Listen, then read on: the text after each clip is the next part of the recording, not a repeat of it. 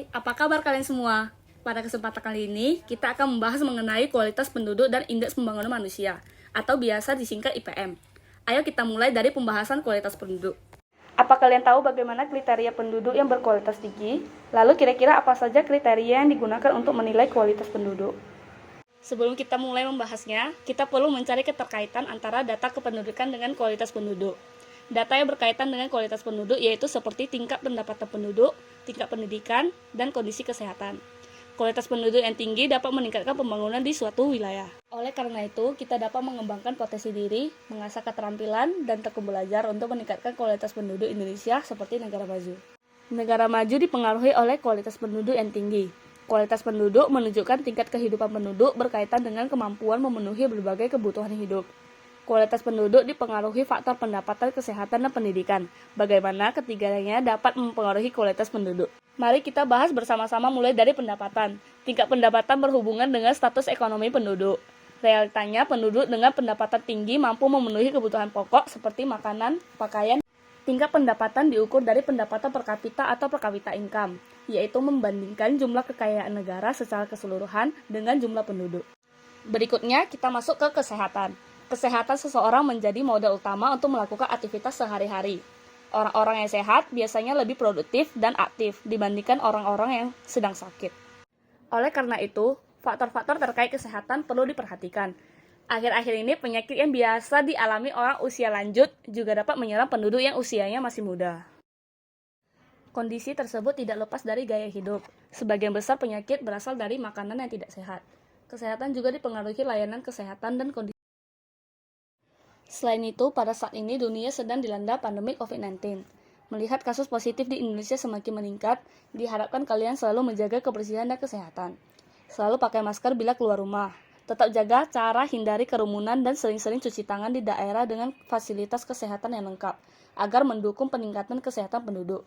Fasilitas kesehatan mencakup ketersediaan tenaga medis seperti dokter, paramedis, apoteker, dan bidan, serta tempat pemeriksaan kesehatan seperti puskesmas, rumah sakit, klinik, dokter praktik, dan apotik. Tingkat kesehatan dalam analisis kependudukan dapat diukur dari angka kematian bayi dan angka harapan hidup. Apa perbedaan keduanya? Mari kita lihat penjelasannya. Tingkat kematian bayi. Mengapa kematian bayi menjadi salah satu parameter tingkat kesehatan penduduk? Kelahiran bayi merupakan tanda awal kehidupan indikasi kesehatan. Bayi yang lahir hidup dipengaruhi tingkat kesehatan ibunya, pemenuhan gizi, keluarga, dan fasilitas kesehatan. Semakin tinggi angka kematian bayi, maka makin rendah kualitas kesehatan penduduk.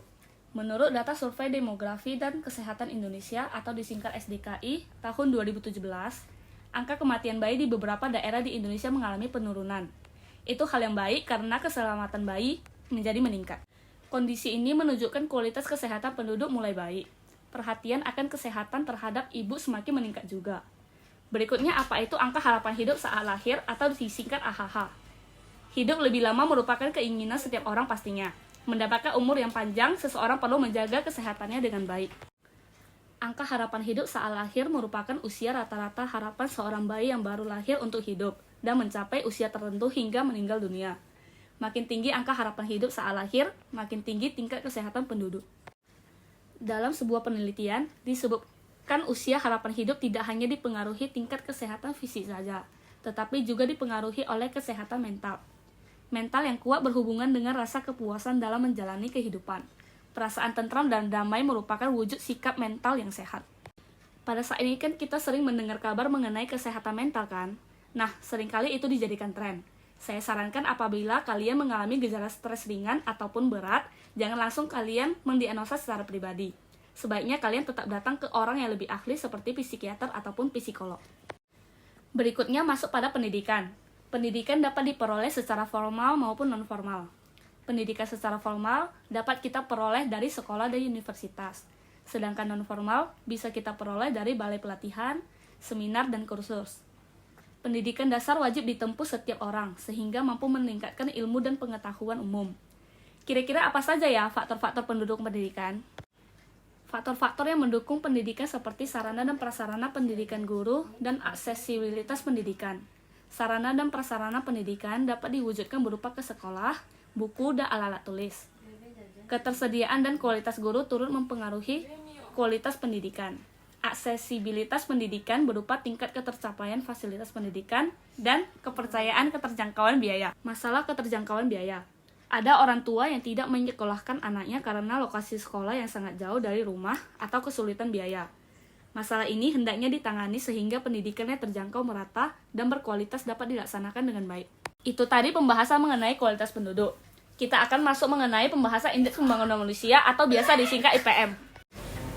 Menurut United Nations Development Program atau ide-ide dasar munculnya IPM bermula dari pernyataan berikut. Manusia adalah kekayaan bangsa yang sesungguhnya. Tujuan utama pembangunan adalah menciptakan lingkungan yang memungkinkan bagi rakyatnya untuk menikmati umur panjang dan sehat, serta menjalankan kehidupan yang produktif. Kondisi tersebut tampaknya merupakan suatu kenyataan yang sederhana, tetapi sering terabaikan. Penyebabnya karena kesibukan jangka pendek untuk mengumpulkan harta dan uang. Itu dikutip dari Human Development Report pada tahun 1990. Lalu apa itu IPM? Pengertian IPM adalah alat ukur untuk mengetahui capaian pembangunan berbasis jumlah komponen dasar kualitas hidup. IPM merupakan salah satu pendekatan untuk mengukur tingkat keberhasilan pembangunan manusia. Pembangunan suatu negara tidak hanya berwujud pembangunan. Visi pembangunan yang paling penting yaitu pembangunan manusia.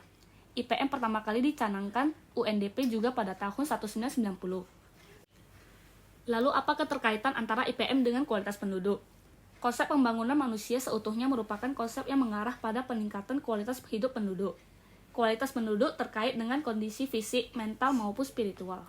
Pembangunan menitik beratkan pada pembangunan sumber daya manusia. Seiring dengan pertumbuhan ekonomi, pembangunan sumber daya manusia secara fisik dan mental mengarah pada peningkatan kapasitas dasar penduduk. Kapasitas penduduk tersebut diharapkan mampu memperbesar tingkat partisipasi pembangunan berkelanjutan. Pembangunan manusia sebagai ukuran kinerja pembangunan secara keseluruhan dibentuk melalui pendekatan 3 dimensi dasar, yaitu umur yang panjang dan sehat, pengetahuan yang luas, serta penghidupan yang layak. Selanjutnya kita akan membahas mengenai manfaat Indeks Pembangunan Manusia. Manfaatnya ada 3, yaitu yang pertama, IPM merupakan indikator pengukuran keberhasilan dalam upaya membangun kualitas hidup manusia atau masyarakat. Yang kedua, IPM dapat menentukan peringkat atau level pembangunan suatu wilayah ataupun negara. Yang ketiga, IPM berperan sebagai data strategis untuk mengukur kinerja pemerintah dan alokasi bantuan, dana, alokasi umum atau bisa disingkat dengan DAU. Bagian terakhir, kita akan membahas mengenai Indeks Pembangunan Manusia Indonesia pada tahun 2018. Angka harapan hidup atau AHH mencapai umur 71,2 tahun.